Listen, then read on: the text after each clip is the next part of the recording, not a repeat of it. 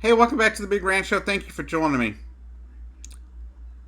Now, you know this channel to be very left-leaning, very liberal, because that's who I am. I'm a very liberal person, and I tend to bring my views from that side of things. Now, I try to be as honest as possible, and I'm not going to shy away from when Republicans do something right. That happens very rarely for me because I don't think they do a lot right.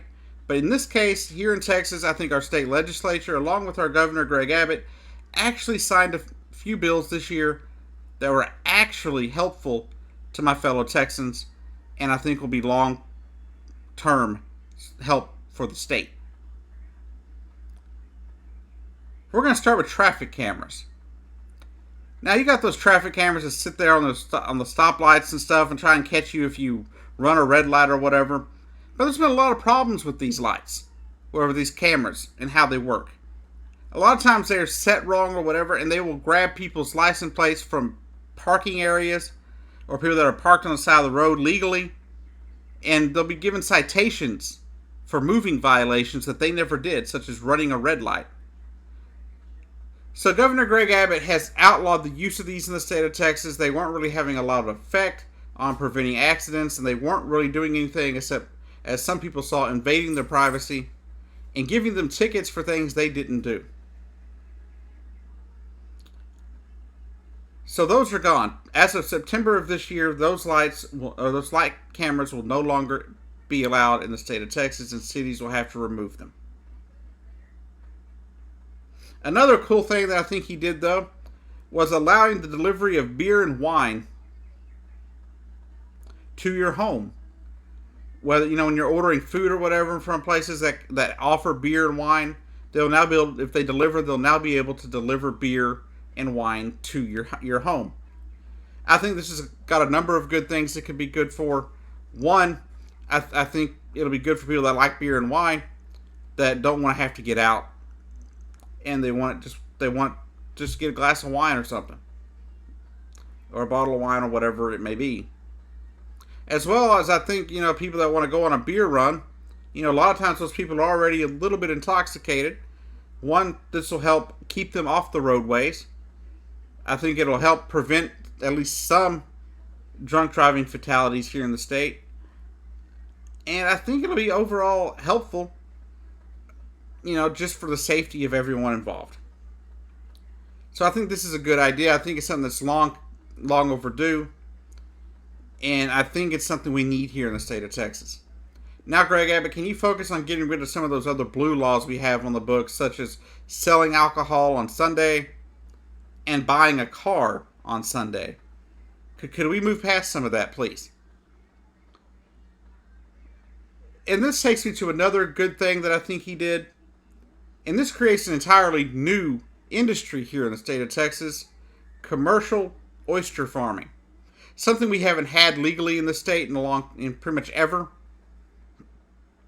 And we generally have to have our oysters brought in from other states, like Louisiana. Which wouldn't be so bad, but, when you see yourself losing out lots of money, to other states, then it becomes a problem. So I'm glad to see that we are now going to allow commercial oyster farming here in the state of Texas. This should create a good number of jobs for people that are looking for work here in the state. And I think it's really a good move overall. I wish we would do more for other things, like allow legalized gambling in the state besides just playing the lottery. But, we'll work on that down the road, I suppose. But this is a step in the right direction for people. This is going to create a new industry, and it's going to give people, jobs that they may not have had opportunities to do before. And then number 4 here on the list is healthcare. We made a big change to healthcare this year. It doesn't take place until January of 2020, but it will get rid of surprise billing for my fellow Texans here who have insurance, but the insurance doesn't fully pay when they go to the emergency room. Say you wake up one morning and your child or your spouse is having signs of appendicitis. You rush them to the hospital, hoping to get there so they can get rid of the stupid appendix before it ruptures and before it causes either severe illness or even death. You're not thinking about how much it's going to cost. You're just thinking, hey, get this person taken care of. That's all you're considering. That's all you're thinking of. And you think your insurance covered it. Say your bill's $20,000 though. And here in the state of Texas, until this new bill takes effect,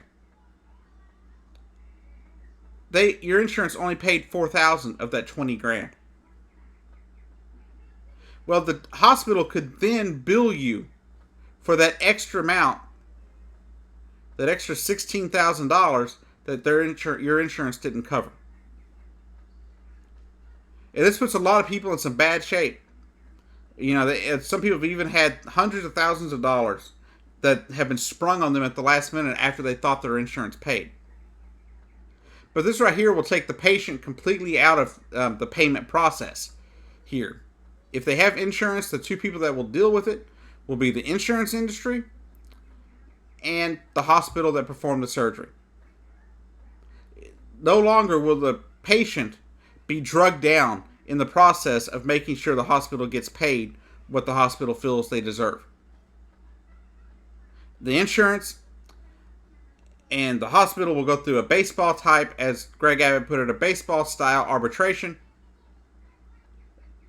where each side will get to give what they think they deserve, and an independent arbiter will decide who is right and who gets which money, and they'll decide how much money the person, the hospital gets out of it. This is really good. It'll help, I think, millions of Texans here that deal with this problem. It's nothing small. It's not a small problem. A lot of people in the state deal with it. And when you have insurance and you're paying $600-700 a month for insurance or more, you expect your insurance to pay. You don't expect to get a surprise bill. And I believe Texas is taking the lead on this. There's not a whole lot of states that are doing this as of yet, but they've joined a few others. And I really think this is a good way for a lot of the other states to go. Thank you, Greg Abbott, for getting this one right. Thank you to the state legislature as well. And number 5, last but not least, feral hogs. Here in the state of Texas, feral hogs are a massive problem. If you're not here in the state, you're not from Texas, or you're especially not here from Deep East Texas, you may not understand the exact size of the problem we face here with feral hogs. Well, here in the state of Texas, they are invading cities and towns. They are destroying private and public property. And they can even be aggressive towards your pets and your children, from what I've read. Now, I've never seen them up close and in person, but I have heard of them here in Nacogdoches, where they've gotten into people's houses, not houses, but their yards and properties. And the only way to get rid of them is to kill them. And unfortunately, if you don't have a license up until September of this year, you could have gotten in trouble for killing them. Now, people weren't really getting in trouble because of the size of the problem that we've been having with feral hogs, but they could have. So the legislature and Greg Abbott got together and they created this law, and Greg Abbott signed it into law saying that you cannot go to jail for not having a license for hunting feral hogs, as a feral hog license will not be needed to hunt feral hogs.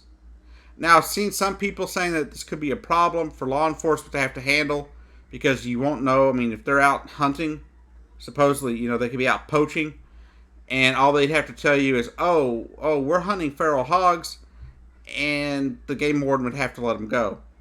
Well, the game warden could still check what they're doing. The game warden could still check what they're carrying, what they've been shooting, and if they have something they're not supposed to have, that could take care of, that would solve that problem. I do believe our game wardens are pretty intelligent people. I think they know what they're doing for the most part, and so I don't think that'll be as big of an issue as some people are making it out to be. Now, the argument that I do hear that has some validity is it may not be a good solution. It may not solve the problem. And I don't believe any one thing will solve the problem of feral hogs in the state of Texas. I think there's more we've got to do. It's going to take a lot more than people simply being able to shoot their guns at feral hogs.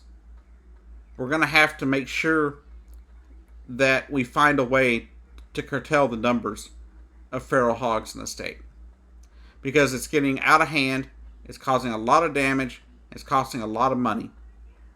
Now, to my PETA friends out there that get upset at the idea of killing an animal, well, at the end of the day, you have to put yourself ahead of things sometimes.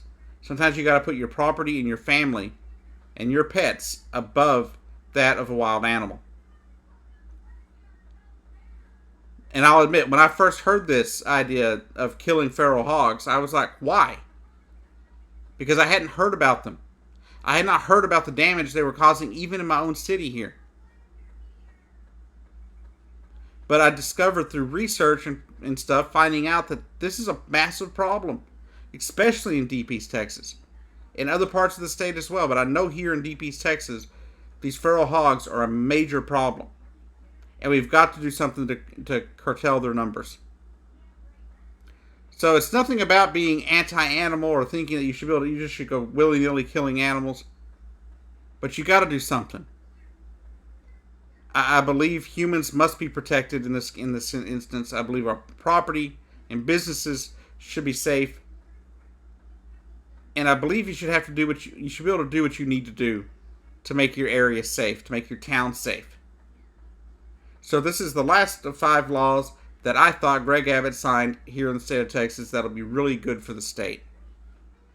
Depending on what I see, how many people watch this video, I may give you a part 2, because since I've decided to do this video, I have also discovered at least 3 or 4, maybe even 5 more laws that were signed this year that I think were really good. So hit that thumbs up. If it gets, say, since my channel is so small, if you can get me to 15 likes, I will drop I'll drop another video on this subject next week.